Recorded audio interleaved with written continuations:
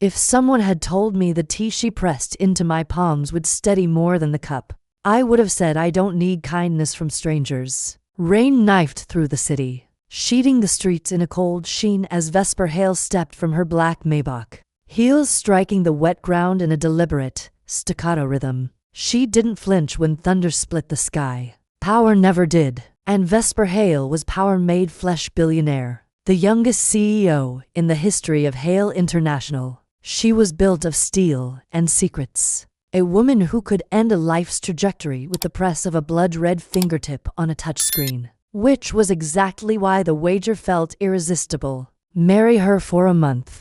Break her heart and make sure she never forgets it, Veronica drawled from the penthouse bar, laughing lazily, a glass of Dom Perignon in hand. Vesper didn't so much as blink. Just a month? She murmured, the corner of her mouth lifting. That's easy. Because to Vesper, women were a game. Feelings, leverage. And Leela Rowan was simply another piece on the board. The girl was naive, soft-spoken sunshine, and charity work in human form. The kind who trusted too readily and forgave even faster. A perfect target. And besides, Vesper had a point to prove. No one challenged her authority and got away with it. Especially not Leela, who'd embarrassed her publicly by refusing a business grant from Hale Foundation on ethical grounds. It had made Vesper look cold, inhuman, which ironically she was fine with until it made headlines. So now it was personal. She would seduce Leela when her trust, marry her in a flash romance for the tabloids, and then destroy her in the most elegant, humiliating way possible. Just a month. Hey, if you're enjoying this story, go ahead and drop a like to help us grow even more. And let me know in the comments. On a scale from 0 to 10, what score would you give this story so far? Your feedback makes all the difference. She wouldn't feel a thing. At least that's what she told herself.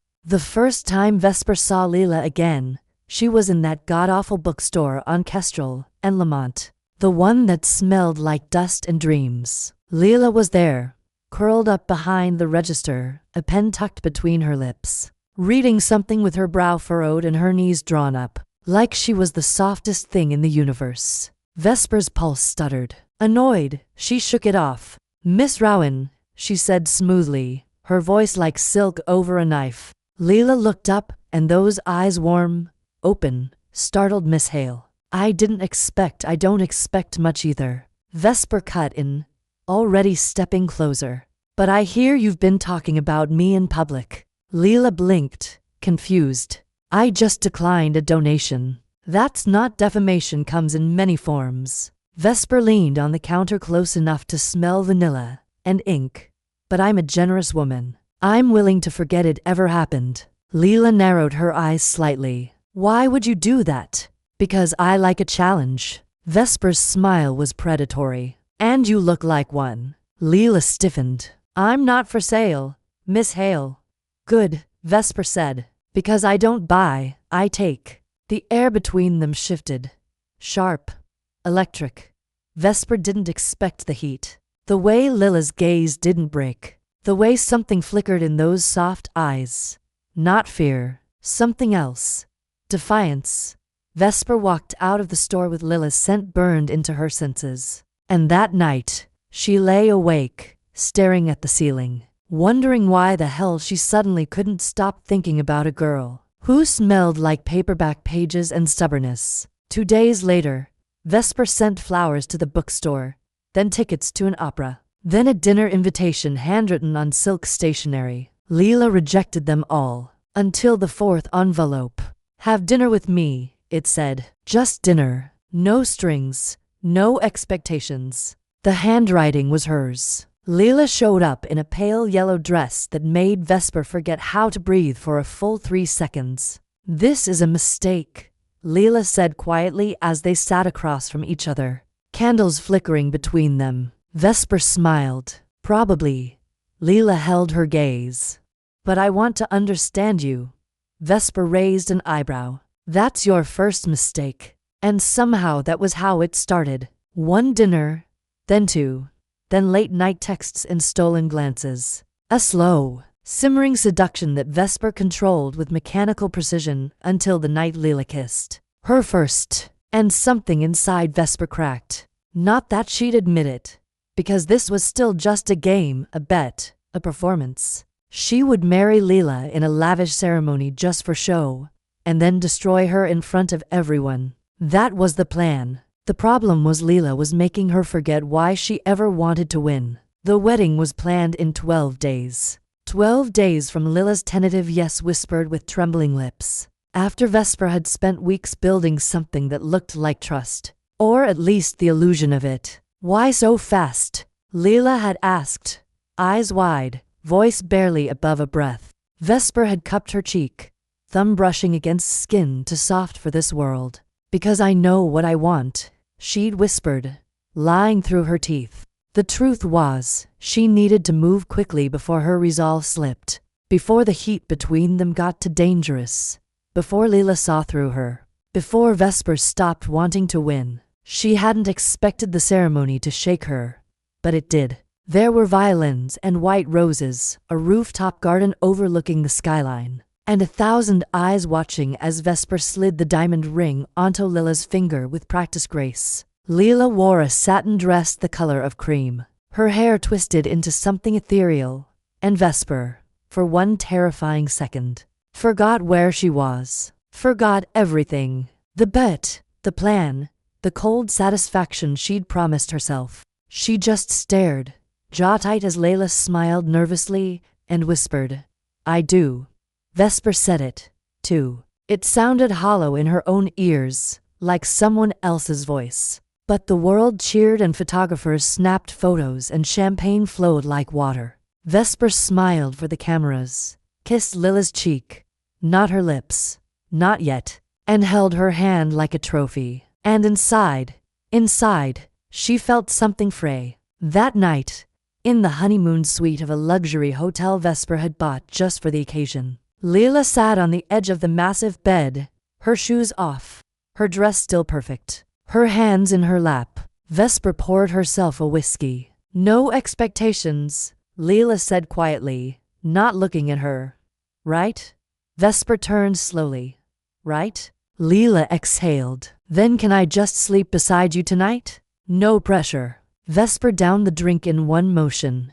Of course. She wasn't sure which one of them she was lying to. The sheets were cool. Leela curled beside her, spine stiff with nerves, body radiating warmth. Vesper kept her distance until Leela's fingers brushed hers in the dark until Leela whispered, "Why me?" And Vesper, liar, strategist, manipulator, found herself staring at the ceiling, unable to answer. So she said the first thing that sounded real, "Because you make me forget how cold the world is." Leela didn't reply, but her fingers stayed tangled with Vesper's until she fell asleep. Weeks passed. The tabloids exploded. Billionaire Aries marries local bookstore angel. From boardrooms to bedtime stories, Vesper Hale's sudden wedding shocks everyone. Vesper's enemies whispered that she'd gone soft. Her board demanded explanations. Her fake marriage was front-page news. But Vesper, she couldn't focus on any of it because Leela was changing everything. Mornings started with coffee and soft laughter. Evenings ended with Leela reading aloud from her favorite books, her head resting on Vesper's shoulder. Vesper never meant to get used to it, but she did. Too fast, too deep, and the guilt started to rot her from the inside. Leela trusted her, believed every soft look, every accidental smile. Every night, Vesper didn't touch her, didn't take what was expected. Leela looked at her with even more tenderness, more hope. It killed her. She started avoiding mirrors because every time she looked, she saw a monster with perfect lipstick. Then came the first real crack, a press event. Leela was supposed to stay home. That was the rule. Vesper's world was sharp edges and cold games. But Leela showed up anyway, uninvited. She wore a black dress and stood beside Vesper like she belonged, like she was proud. Vesper's ex, a socialite with venom in her smile, leaned in and said, loud enough for everyone to hear, "You still collecting strays, Hale?" Leela froze. Vesper's jaw locked. The moment hung, fragile and cruel. And then Leela, gentle, golden-hearted Leela, turned to the woman and said with calm fire, "She's not collecting. She's learning how to deserve better." Silence. Vesper stared at her, stunned. No one had ever defended her like that. Not once. Not ever. Back in the limo, Vesper couldn't stop looking at her. Leela stared out the window, calm, unreadable. "You didn't have to do that," Vesper said. Leela's voice was quiet.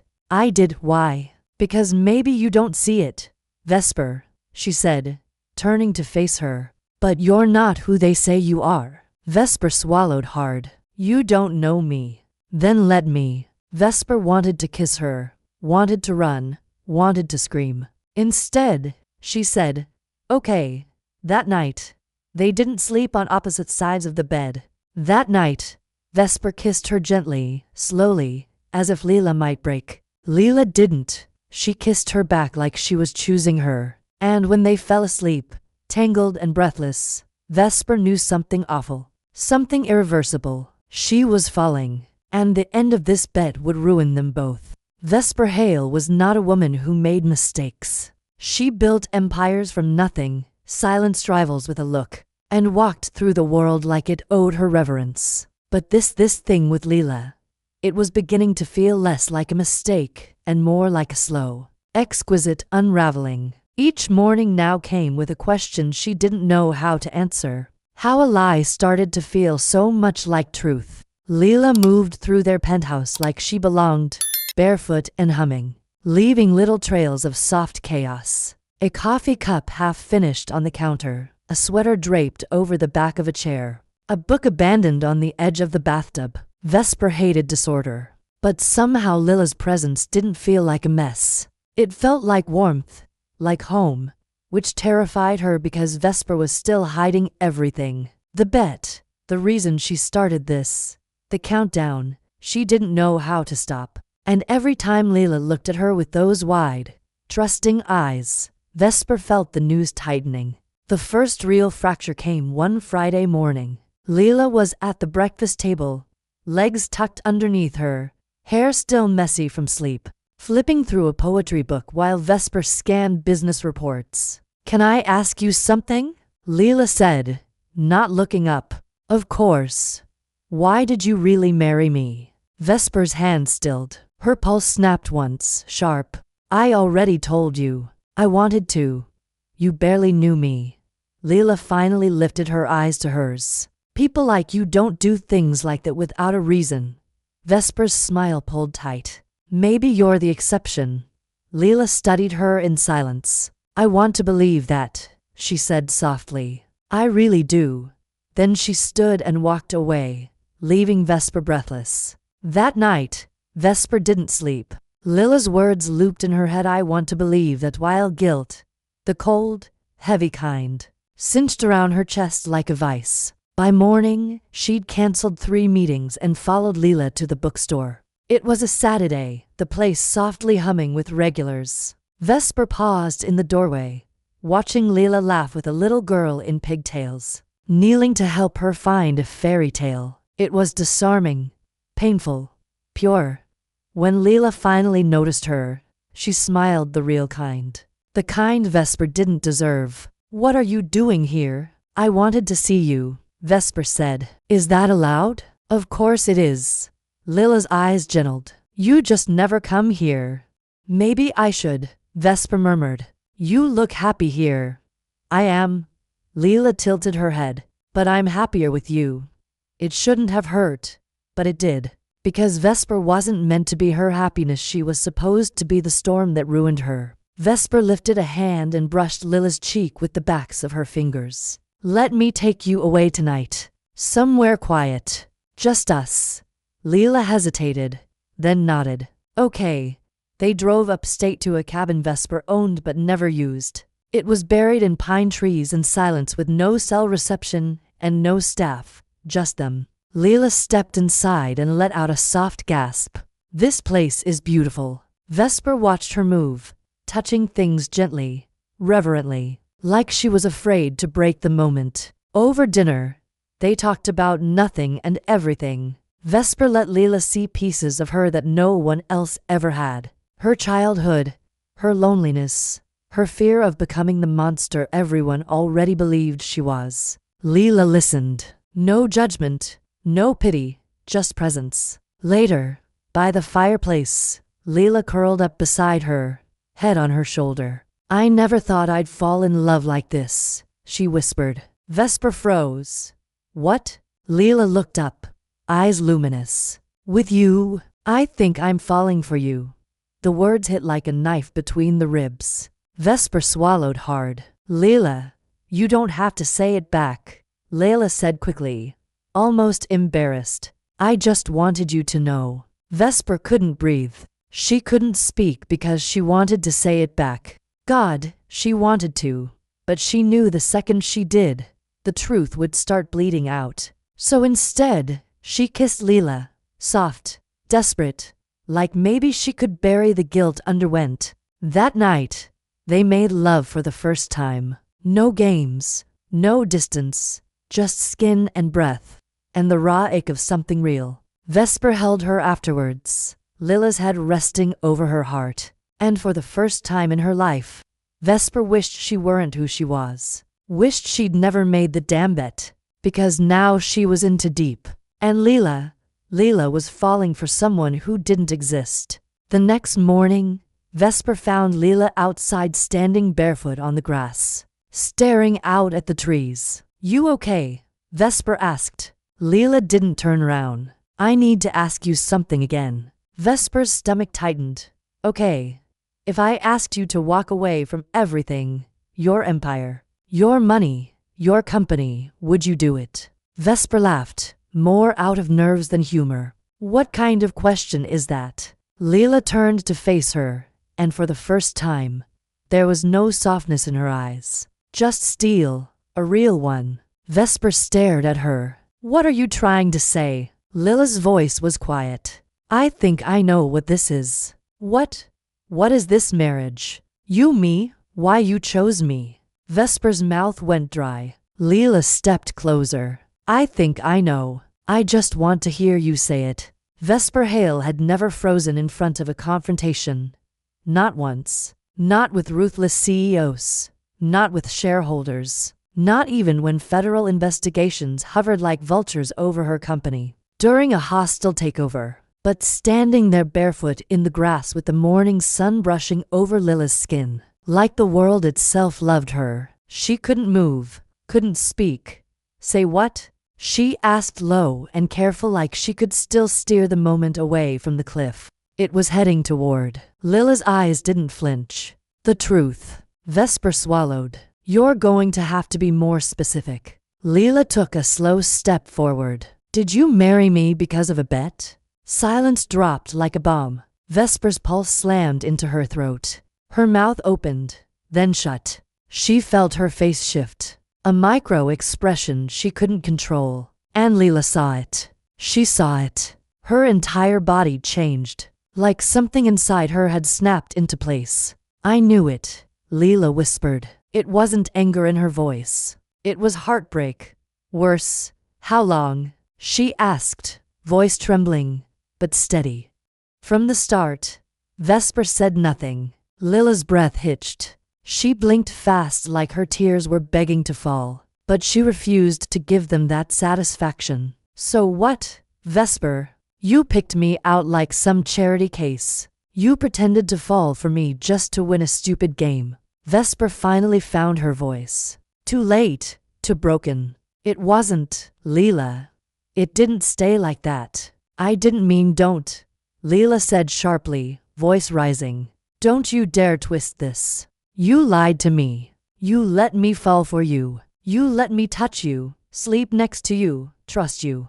Her voice cracked on the last word and Vesper stepped forward instinctively. "Leela, don't." Leela stepped back. "Did you ever plan to tell me?" Vesper's silence was louder than any answer. "I see," Leela said, voice hollow. "So, this is the part where I'm supposed to be humiliated, right? Where you get to tell your friends you broke me?" "No," Vesper whispered, shaking her head. "God, no." It stopped being about them a long time ago. I never meant to hurt you, but you did. Lila's voice was ice now. Every word, every kiss, every time you held me. It was all calculated, wasn't it? No. Vesper took a step forward. Not after the first night. Not after I really saw you. Then why didn't you stop? Because I didn't know how. Vesper's voice cracked open, rage and desperation pouring through the gap. Because I started wanting you and hating myself at the same time. Because every day I got closer and didn't know how to undo it. Because I fell for you, too, Lila. And by the time I realized what I'd done, it was already too late. Lila stared at her, stunned. You don't get to say that. It's the truth. No, Vesper.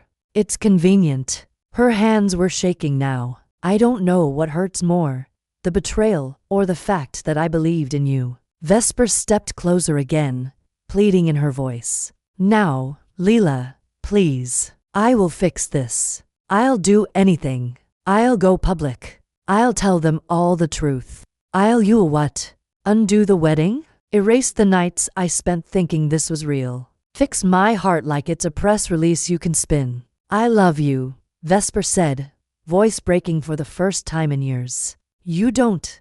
Lila's voice was so quiet it burned. You love the version of me you could control. The one you thought wouldn't find out. The one who existed in your game. Vesper's hands were trembling now. That's not true. Then prove it. Lila crossed her arms. Tell the world the truth. Step down from Hale International. Give up the empire that made you this woman. Start over for real with me. The words hit like a whip. Vesper felt her soul recoil. You're asking me to destroy everything I've built. I'm asking you to be someone worth loving. Vesper said nothing. Her silence was the answer. Lila's eyes shone now, but she didn't cry. You can keep your empire, she said, voice like frost. I'm done being part of the foundation it's built on. She turned and walked into the cabin. Vesper stood there frozen in the quiet as the door closed behind her. That night, Lila was gone. No note, no call, just the echo of her absence stretching through the empty rooms. Vesper tore through the cabin, through her own thoughts, through everything she'd ever told herself about control and power and strategy. None of it mattered. She'd had love, raw, real, breathtaking love, and she destroyed it because she was too afraid to let herself be known, too afraid to give it a name. And now she didn't know how to get Lila back. She just knew she had to, because the only thing worse than losing was living without her. And Vesper Hale had finally lost something she couldn't buy back. Vesper Hale didn't go back to the city. Not immediately. She stayed in a cabin for 3 days, surrounded by silence and memory. Every corner held echoes of Lila. Her laugh in the kitchen. Her warmth in the sheets. Her voice saying, I think I'm falling for you. Vesper couldn't erase it. Couldn't escape it. She barely ate. Didn't sleep. For the first time in her life, the world didn't revolve around her power, her money, her control. For the first time, she felt utterly powerless. And she deserved it. On the 4th morning, she drove back to Aurelia City, eyes bloodshot, jaw tight, heart dragging behind her like a corpse. The city hadn't changed. Her office still stood like a monument to everything she'd built, glass and steel and fear. But Vesper didn't go to work. She didn't call her assistant, didn't check the headlines. She went home alone. The penthouse felt cold now, sterile like a mausoleum to the life she ruined. Lila's things were gone. Her books, her sweaters, the mismatched mugs she brought from the bookstore. All of it vanished. The only thing left was her scent. And Vesper stood in the center of the room, breathing it in like punishment. Then she did the one thing she never thought she would. She opened her private vault. Inside were files, contracts, acquisitions, non-disclosure agreements, and at the very bottom, a single red envelope, the original terms of the bet. A marriage, a public humiliation, a win. She stared at it for a long time. Then she lit it on fire, watched it burn in the kitchen sink until the ash swirled like dust from a former life. That same night, She called a press conference. Her board tried to stop her. Her lawyers begged her not to speak. There's no reason to throw everything away over a scandal that hasn't even hit yet, they said. It's already hit, Vesper answered. You just haven't felt the impact. The press room was full. Cameras, lights, whispers. Vesper stood at the podium in a black suit. No jewelry, no makeup, just her raw, sleepless face. She didn't read a statement, didn't deflect. She looked directly into the flashing lights and said, I married Leela Rowan under false pretenses. It was a manipulation, a bet. I did it to hurt her. Gasps rippled through the crowd. But I fell in love with her. Vesper continued, voice unwavering. And by the time I realized what I'd done, it was too late. So, this is not damage control. It's confession. And I'm stepping down as CEO of Hale International effective immediately. Shouts exploded from the back. Reporters stood waving microphones. Why now? Is she suing you? Are you being blackmailed? Vesper raised a hand. I'm doing this because it's the only thing left I can do right. Leela didn't deserve what I did. She deserves the truth. And if there's any chance she's watching, I want her to know. She paused, emotions slicing through her throat. I am not asking for forgiveness. I just want her to know I'm not hiding anymore. She walked off the stage, left the building, left everything. But Leela didn't call, didn't come. Days passed. Vesper waited like a penitent sinner outside a locked chapel. She didn't try to find her. She didn't beg. She knew Leela would come to her if she ever wanted to. She just didn't expect what came instead. A letter, no return address, no signature.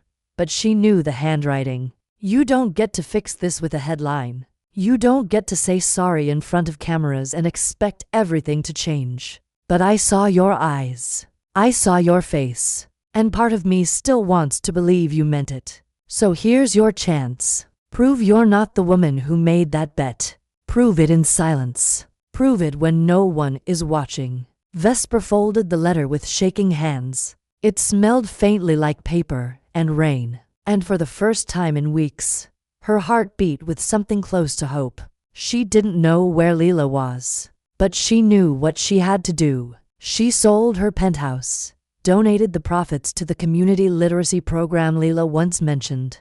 She dissolved two of her most controversial subsidiaries, companies that exploited labor overseas. Ones Leela had criticized before. She disappeared from the tabloids, from social media, from the world. And every day she woke up in a small one-bedroom apartment in the East Village with no staff. No luxury, no empire, just a journal. And Leela's letter. She didn't chase. She didn't beg. She became the kind of woman who could be worth loving. Quietly, consistently, alone, and somewhere in the city. Leela Rowan watched, heard, waited. Vesper Hale had never lived like this. The floor of the apartment creaked. The radiator clanked like an old man coughing. The walls were thin, and she could hear her upstairs neighbor singing badly to Whitney Houston every morning. There was no driver, no private chef, no staff pressing her clothes or arranging her schedule.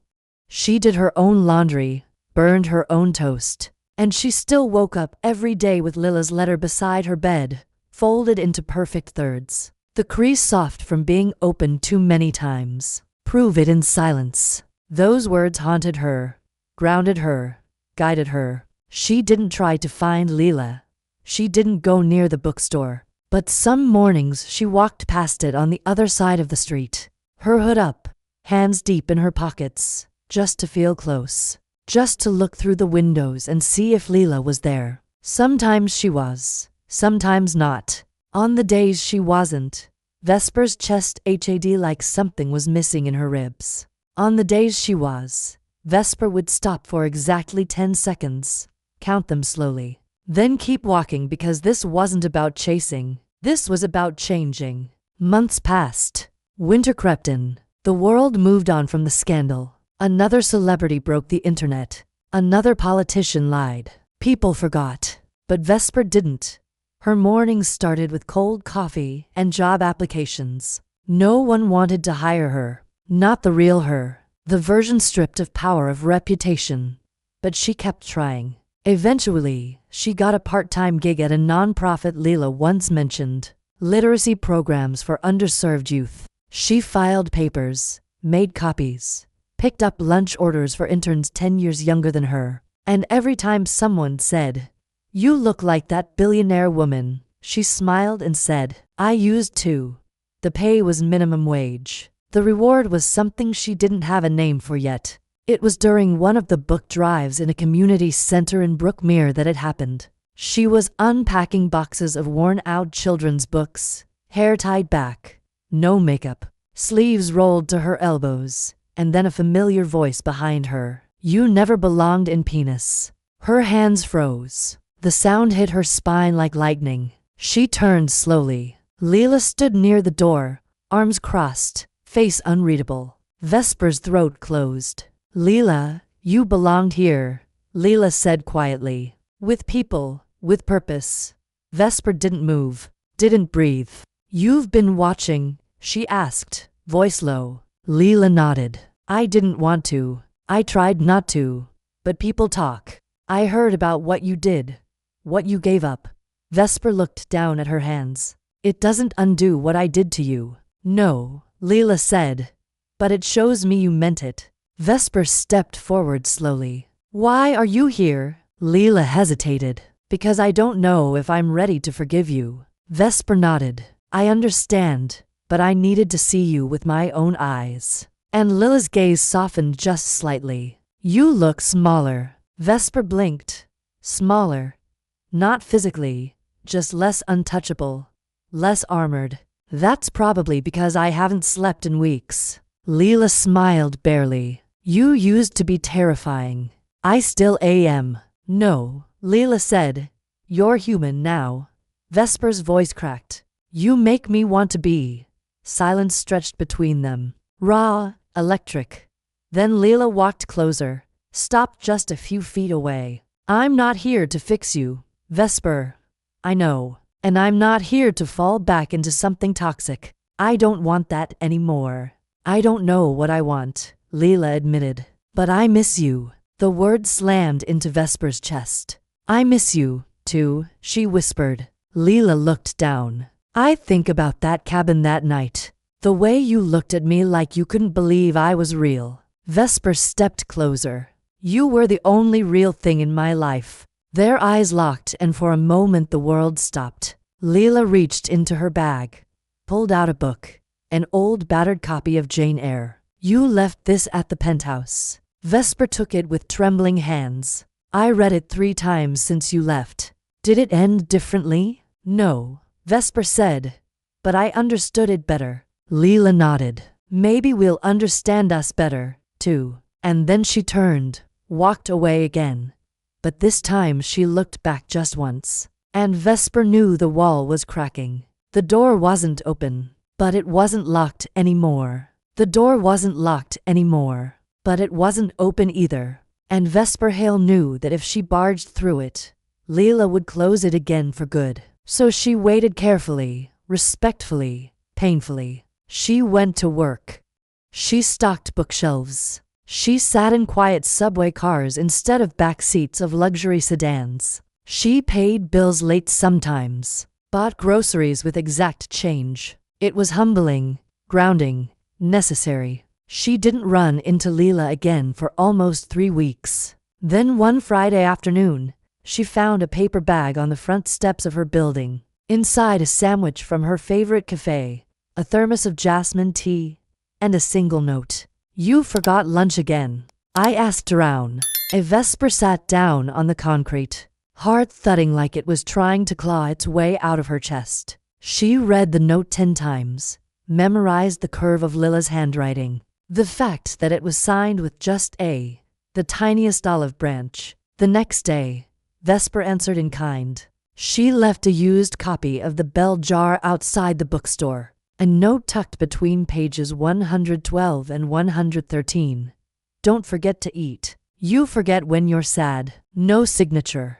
No expectations. Just a single moment. Then another. A week later, she opened her mailbox to find a folded newspaper clipping an interview Leela had given to a small literary blog. Someone had circled a line in red ink. Forgiveness isn't about forgetting. It's about deciding that someone's growth matters more than your pain. Vesper touched the paper like it might burn. The ache in her chest no longer felt like punishment. It felt like longing. On a scrap of paper she wrote, "Please." Then, the next time she passed the bookstore, "Let me prove I can give you something without taking anything from you." She slipped it behind the gardenia plant by the door. By morning, a sticky note sat on the gardenia's pot. Tuesday, 7 p.m. The library on Kendry. Don't be late. Vesper arrived at 6:45, heart pounding. The place was a tiny public library the city had mostly forgotten, peeling paint, flickering lights. Leela was already there in a corner, a poetry collection open in her lap. She glanced up as Vesper approached, her face unreadable. Vesper sat across from her without speaking. For a while, they only read. Pages turned. A clock ticked. Finally, Lila's voice came, low and careful. "You're the only person who ever made me question whether love was safe." Vesper stared at her hands. "I don't expect you to feel safe with me. I just want you to have the choice to walk away whenever you need to." Leela closed the book. "I don't want to walk away. I want not need to." Vesper met her eyes. "Then let me show you I can be someone who doesn't hurt you." "Show me how."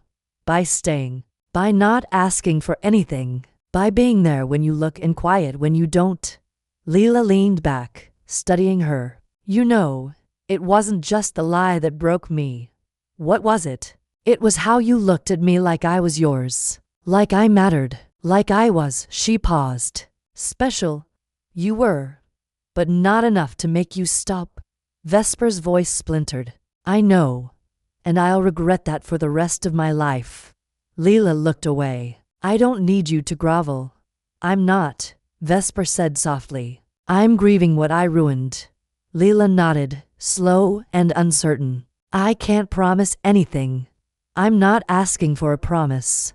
Just a little more of your time." A long silence passed, the kind that said everything to hearts couldn't yet say aloud. Then Leela slid a folded piece of paper across the table. Vesper opened it. It was a schedule. Volunteer reading sessions at the library. Tuesday nights. "We could use a second reader." Leela said the kids love stories, but they don't get a lot of happy endings. Vesper swallowed hard. "I'm good at reading aloud." "Not too good," Leela said, a flicker of teasing in her voice. "Don't make me look bad." It was small. It was nothing. But to Vesper, it was everything. That night, Vesper didn't go home right away. She walked through the city with a paper in her coat pocket, clutched like a prayer. At a red light, she caught her reflection in a storefront window. She almost didn't recognize herself. Her edges were softer, her eyes less hollow. The cold around her had started to melt,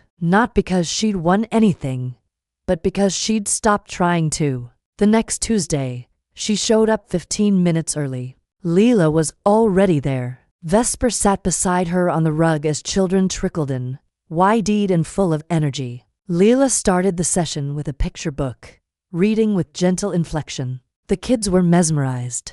Vesper took over halfway through, her voice steady, warm. The children laughed, leaned in. Leela watched her quiet. After the session, as they cleaned up crayon wrappers and stacked books, Leela spoke without looking at her. "You're good with them. They're honest," Vesper said. "They know when you're lying." Leela smiled faintly. "Yeah, they do." Vesper reached for the last crumpled page and froze. It was a drawing, a childish, messy sketch of two women holding hands under a rainbow. One wore a crown, the other had a book. Leela glanced at it, then at Vesper. Their eyes met, and this time neither of them looked away. It was never about grand gestures now. Not anymore. The rhythm between them had shifted into something softer, smaller, like the slow, careful stitching of a wound that had once bled too freely. Vesper didn't expect to be invited into Lila's life. She accepted crumbs, quiet Tuesday nights reading to children, brief conversations between stacks of books, the rare glance that lingered too long before one of them looked away. But those moments began to accumulate slowly, secretly, intimately. One Thursday afternoon, Vesper found a voicemail on her phone. Lila's voice, soft and almost unsure. "I'm staying late at the shop tonight. Inventory stuff. There's leftover soup if you want some. I mean, you don't have to. Just if you're cold." She played the message 6 times before replying. "I'm always cold. I'll be there." That night, the bookstore was dim, lit only by a few scattered lamps. Lila sat cross-legged on the floor behind the counter, boxes of books open around her, sleeves pushed up to her elbows. Vesper stood in the doorway, heart thudding, until Lila looked up. "You came," she said. Vesper stepped inside, closed the door behind her. "You offered soup. I'm not a monster." Lila arched an eyebrow. "That's debatable." Vesper smiled, tentative. Lila pointed to a thermos and a chipped ceramic bowl on the counter. "Don't say I never give you anything." Vesper sat, poured, tasted. It was good, too good. "You're trying to poison me with affection." Lila's expression shifted. Not quite a smile, not quite a warning. It wouldn't take much. Silence stretched between them. Safe, heavy. Vesper glanced around at the chaos of open boxes. "You need help."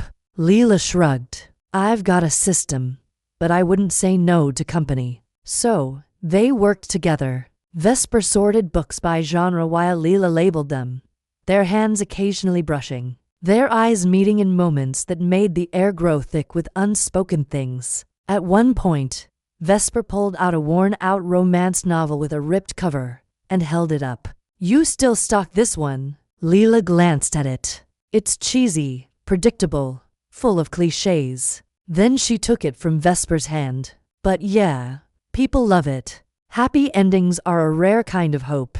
Vesper studied her. "Do you believe in them?" Lila's voice dropped. "I didn't.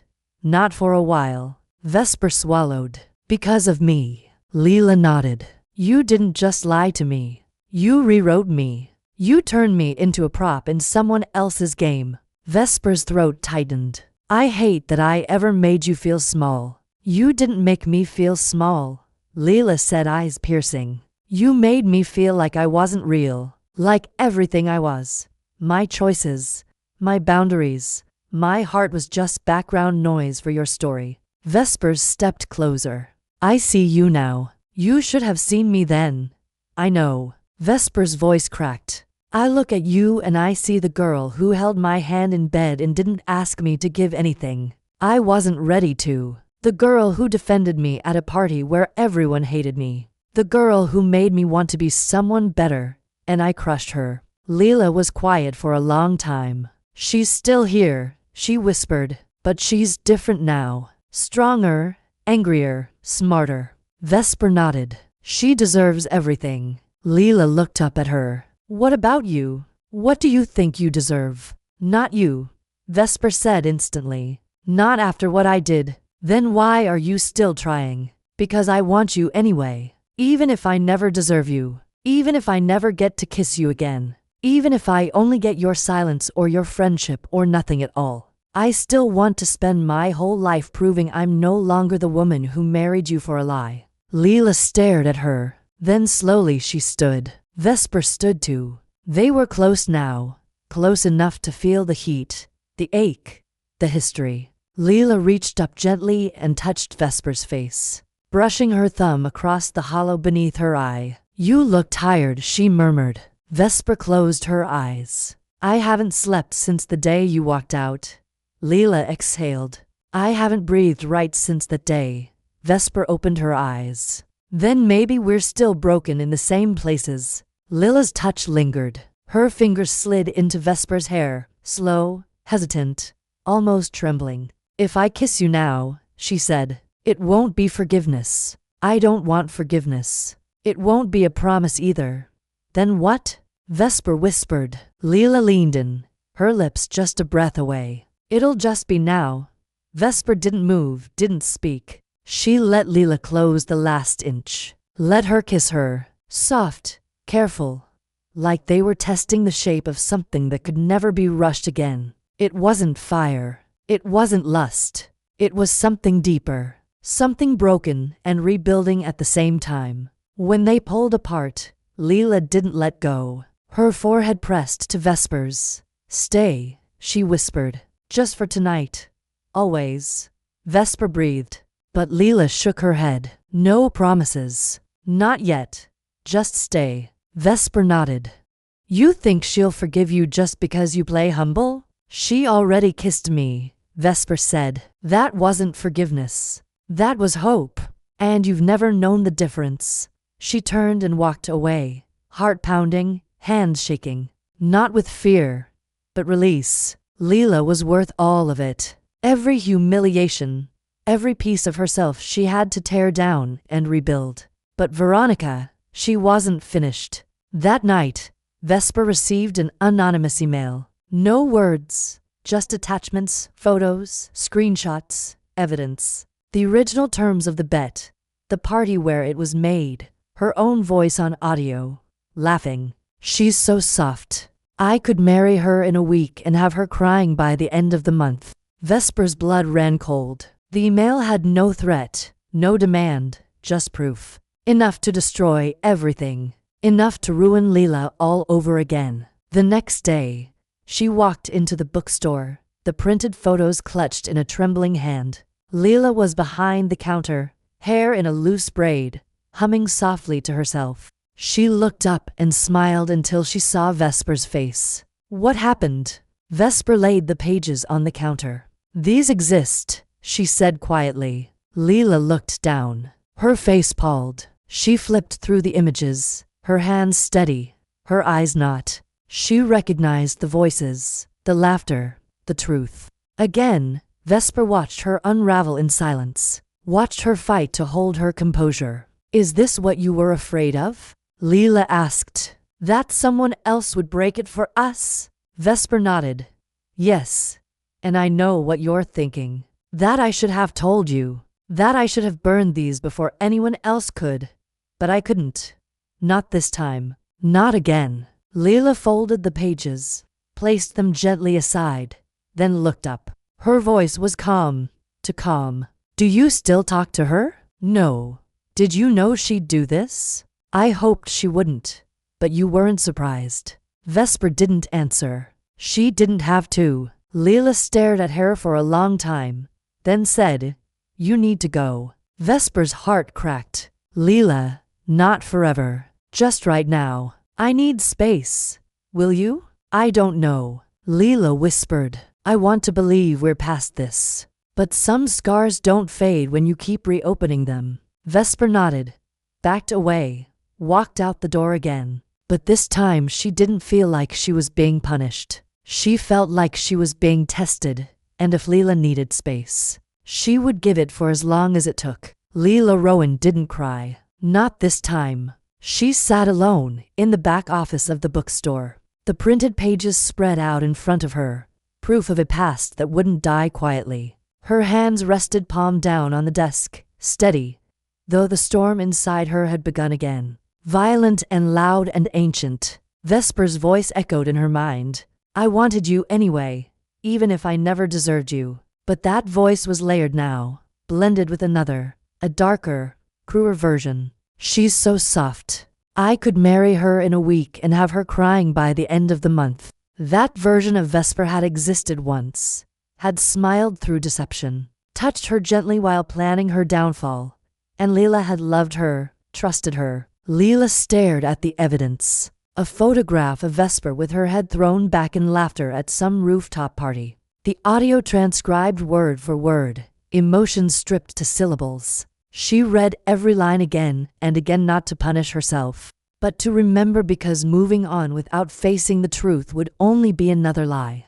And Leela Rowan refused to lie to herself again. Outside, the bookstore was still. She'd closed early, flipped the sign, silenced the music. Only the old wall clock ticked. You need to go, she'd told Vesper, not from hatred, not from fear, but because if Vesper stayed, she might forgive too quickly again. And Leela couldn't keep loving a woman who hadn't yet proved she could stand beside her through the fire without striking the match. For 2 days, Leela kept quiet. No messages, no notes, no visits. She didn't pass the East Village apartment, didn't ask their mutual friends. She didn't need to. She knew where Vesper was waiting. Quietly, Leela loathed how much she missed her. But missing someone isn't a reason to return, so she chose something else. She packed a bag, left the shop with a trusted friend, and drove upstate to the same cabin where everything had unraveled and, in its way, begun. The air had sharpened. Leaves in rust and orange skittered across the porch. Leela unlocked the door and stepped inside as the scent of wood and memory rose to meet her. The same fireplace, the same floorboards, the same hushed space. She built a fire, sat on the rug, and let herself remember. The first kiss. The quiet confession, I think I'm falling for you, the betrayal. The wreckage. And then the careful rebuilding. Leela opened her journal, not the one from the shop, but the private one Vesper had never seen. She wrote for hours. Everything. The truth of her love. The depth of her hurt. The fury. The hope. She wrote until her fingers cramped and her eyes stung. And only then did she let herself cry. Not because of the betrayal, but because of the possibility that she might still want to love her. That was the most terrifying part. She wanted Vesper still. Even now, not the polished version. Not the CEO or the monster or the myth. But this Vesper. The one who was rebuilding without applause. Who had walked away from her empire. Who had brought her evidence of her own crime and said, I want to do this right. On the third morning, Leela drove back into the city. She didn't call first, didn't warn. She just walked up the stairs to the apartment Vesper now rented above a noisy diner. The same one that smelled like grease and second chances, and knocked. No answer. She knocked again. Then the door opened. Vesper stood there in sweatpants and a t-shirt. Hair messy, eyes tired. Real Leela. She breathed, voice already frayed. Are you? I'm not here to scream, Leela said. I'm not here to collapse either. Vesper stood back. Let her in. Did you read it all? She asked every word. And Leela turned to face her. I hated it. And I'm still here. Vesper swallowed. Why? Because you brought it to me. She paused. Because you didn't hide. Because the woman who made that bed is gone. Vesper stepped closer like she couldn't believe it. Are you saying no? Leela cut in gently. I'm not saying I forgive you. Not yet. But I'm saying I believe you now and I want to try again. Vesper's breath caught. Leela slowly. Leela said, on my terms, with honesty, with care, and with the understanding that the moment I feel myself disappearing again, I will walk away. Vesper reached for her hand, but didn't close the distance. Can I touch you? Leela hesitated, then stepped into her, wrapped her arms around Vesper's waist, let her rest her forehead against her shoulder. I've missed you so much it hurt, Leela whispered. Every second.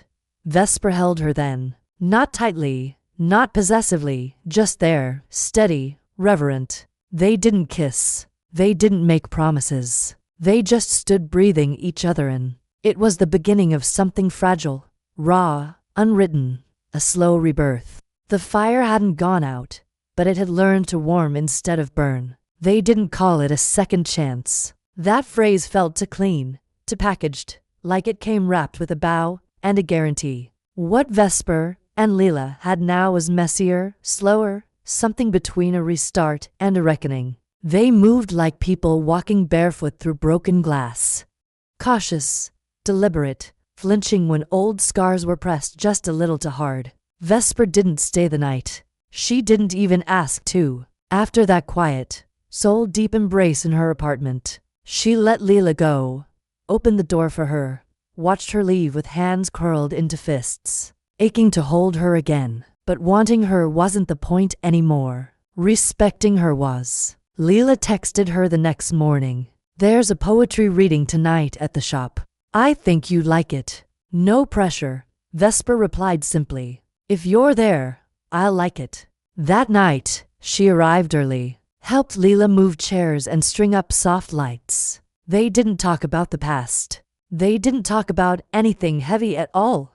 Just books, music, the best flavors of tea. But Vesper noticed the way Lila's eyes lingered on her mouth sometimes. The way her fingers brushed Vesper's wrist when passing her something. The way she caught herself smiling only to look away like it had been a mistake. There was still heat between them, but it had changed. It wasn't fire threatening to consume them anymore. It was the slow burning kind. The kind that kept you warm through the hardest winter. Halfway through the reading, Leela introduced the next poet and stepped aside. Vesper stood near the back, hands folded in front of her, watching Lila's profile in the low light. The shape of her concentration, the softness in her shoulders when she relaxed. It hit her all over again. How much she'd almost lost. How much she still had to earn. After the crowd left, after the last cup of chai was poured and the last folding chair put away, Leela turned to her. Walk me home. Always, Vesper said. They walked in silence at first, the city alive around them. Vesper kept a respectful distance, but every part of her was tuned to Leela. The sound of her breath, the shifting of her hands, the way her hair moved in the breeze. Do you still have it? Leela asked suddenly. The letter I wrote you. I read it every morning. Leela was quiet for a moment. Why? Because it's not a love letter, Vesper said. It's a map of all the places I broke you, of all the places I need to be better. Leela looked at her. And do you think you're getting better? Vesper hesitated. I think I'm finally telling the truth. Even when it's ugly. Even when it makes me smaller than I used to be. That's not smaller, Leela said. That's real. They reached Lila's building. She stopped at the steps. Want to come up? Vesper's heart jumped. Only if you want me to. I'm not asking you to stay, Leela said. I'd like company just for a little while. Vesper followed her up. The apartment was dim, quiet, full of Leela softness. Plants, candles, half-freed books stacked on the windowsill. Vesper stood awkwardly by the door. Leela motioned for her to sit on the couch, then disappeared into the kitchen. She returned with 2 mugs of mint tea and sat beside her. Not close, not far, just there. You used to lie without blinking, Leela said, holding her cup. Even your kindness felt like it had strings. I know. And now, Vesper said softly, I'm trying to love you without conditions, even if it means watching you fall out of love with me. Leela closed her eyes. I never fell out of love. Vesper froze. I tried. Leela continued. I wanted to. I needed to. But I never did. Then why? Because love wasn't enough, Leela said. Not when it came with betrayal. Vesper nodded chest tight. And now Leela set her cup down, turned to her. Now I want to see if we can have love and truth. If the second time can be built with both of us holding the weight. Vesper's voice was barely a whisper. I'll hold whatever you let me. Leela looked at her for a long, quiet moment. Then she reached out slowly, gently, and took Vesper's hand. Don't rush this. I won't.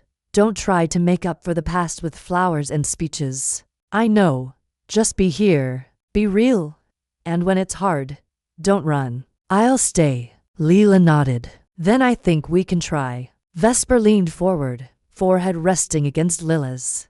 They didn't kiss. They didn't need to. Their hands stayed joined, heart tangled in the hush between words. It wasn't a second chance. It was a first attempt finally done right. They didn't fall back into each other.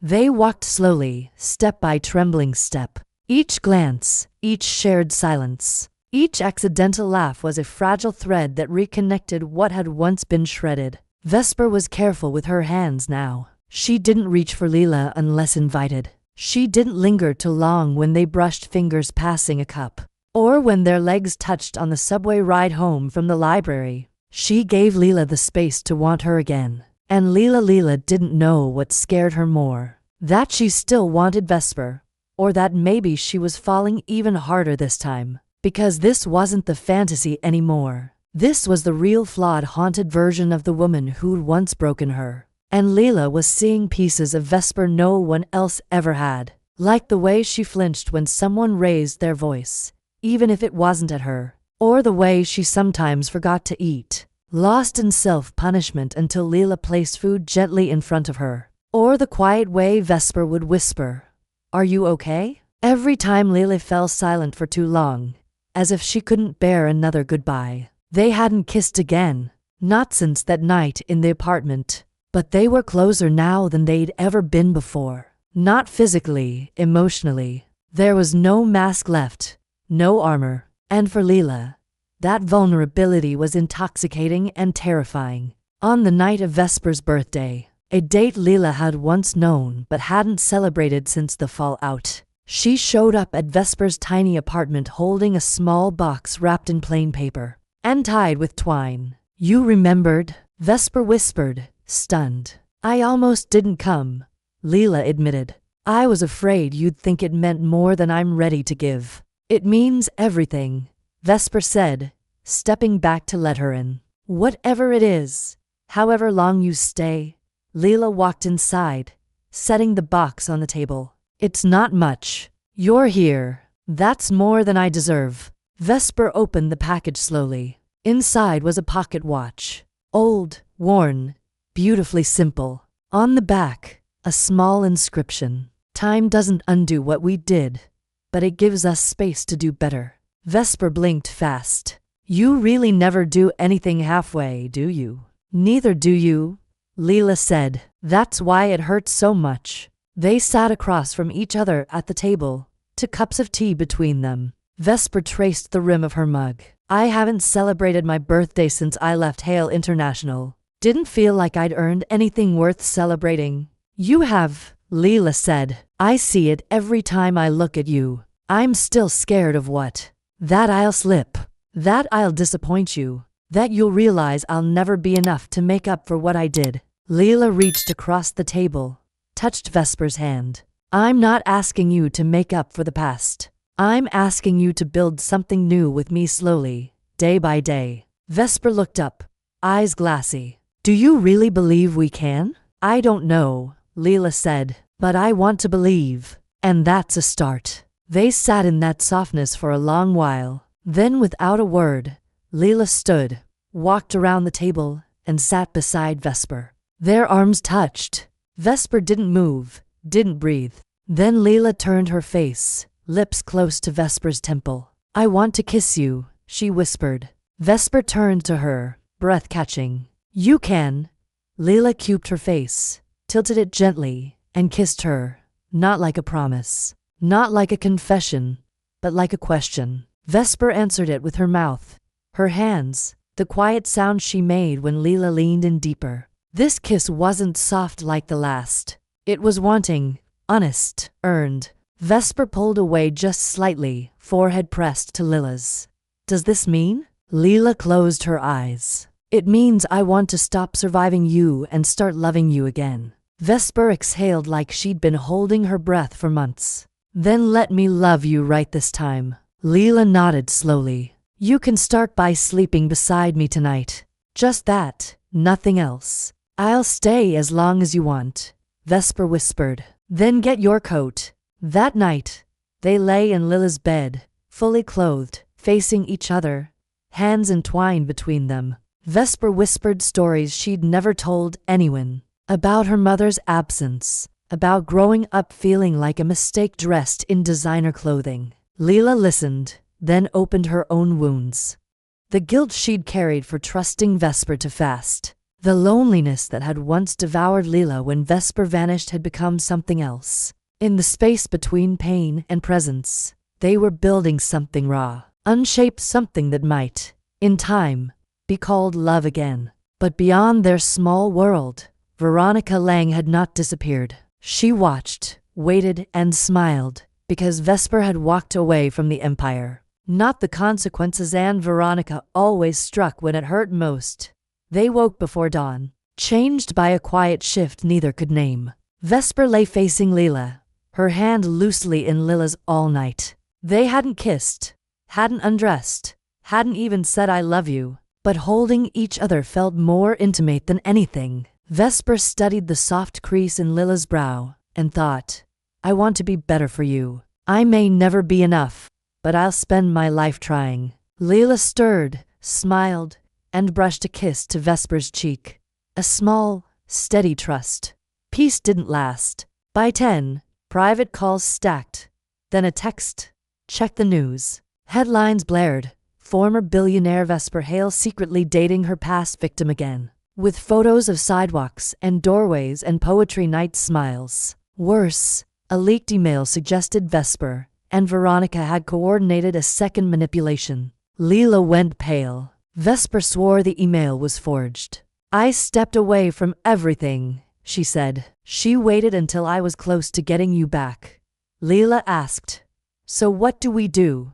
Vesper. That night they released a joint statement, no PR gloss. Our story began with a lie, but truth is what we're writing now. The backlash was instant. Yet amid the noise rose strangers defending them. People grow. Let women choose love, even if messy. Lila held Vesper through the storm. Stop reading them, she whispered. They don't know you like I do. I don't deserve you, Vesper said. Then earn me. Every day. The reckoning came at a literacy gala. Veronica crashed in a blood-red dress, seizing the stage to spit old poison. Lila's hand found Vesper's. Veronica sneered. Love makes you weak. Vesper stepped in front of Lila.